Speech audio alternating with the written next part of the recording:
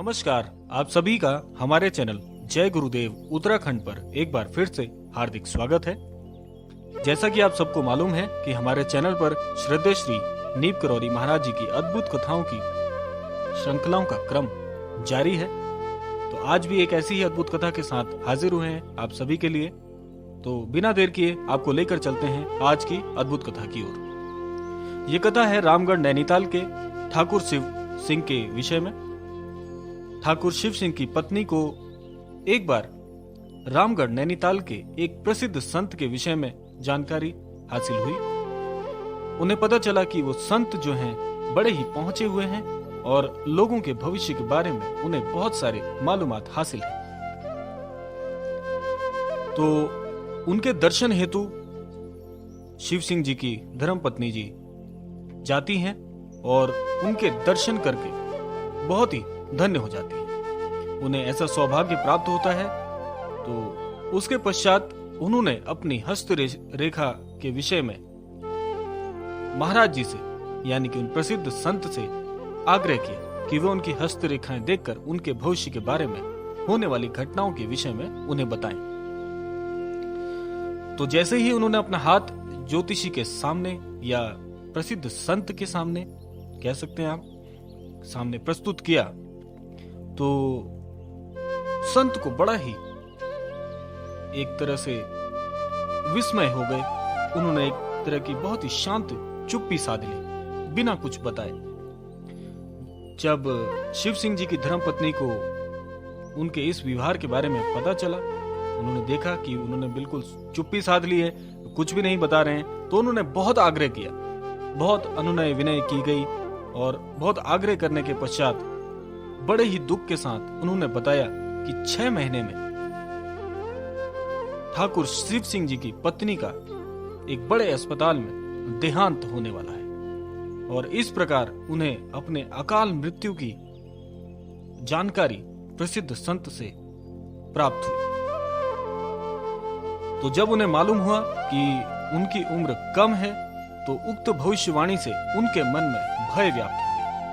और ये बहुत ही स्वाभाविक सी बात है कि यदि किसी व्यक्ति को यह पता चल जाए कि आने वाले कुछ समय में ही उसकी मृत्यु होने वाली है, इस संसार से विदा लेने वाला है, तो आप समझ सकते हैं कि उस व्यक्ति की या उस उक्त मनुष्य की क्या हालत होगी।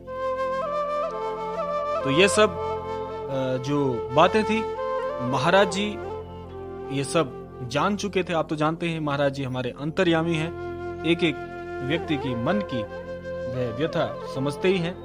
तो अब फिर वही हुआ जो आप समझ रहे हैं कि महाराज जी के जो ठाकुर साहब थे वो महाराज जी के बहुत ही अनन्य भक्त थे शिव सिंह जी। तो जैसे ही ये सारी जानकारी उन्होंने ठाकुर साहब की धर्मपत्नी ने घर आके उन्हें बताई, तो बिना देर किए ठाकुर साहब अपनी धर्मपत्नी के साथ महाराज जी के दर्शन हेतु कैंची धाम पधार गए। आप लोगों को देखते ही महाराज जी बोल उठे, संत महात्मा ने क्या कहा? बिना आपके उत्तर की प्रतीक्षा के बोल उठे महाराज जी। आप तो जानते हैं महाराज जी का यही व्यवहार रहता है कि जब भी कोई व्यक्ति महाराज जी के दर्शन हेतु कोई कामना के साथ आए, किसी दुख या पीड़ा के साथ आए, तो महाराज जी उनके बताने से पहले ही उस बात को उजागर कर देते हैं। तो ऐसा ही हुआ। महाराज जी ने जब ही ये बात कही तो एकदम से वे सब आश्चर्यचकित हो गए। इस बात को वो उपस्थित लोगों के सामने कई बार दोहराते रहे। उन्होंने कहा कि 6 महीने में मर जाएगी। इस प्रकार से प्रश्नवाचक के साथ महाराज जी ने यह बात सबके समक्ष उजागर कर दी और इसी प्रकार उसको दोहराते रहे। फिर महाराज जी अचानक बोल उठे, 75 वर्ष से पहले नहीं मरेगी, कोई नहीं मार सकता तुझे 75 वर्ष से पहले।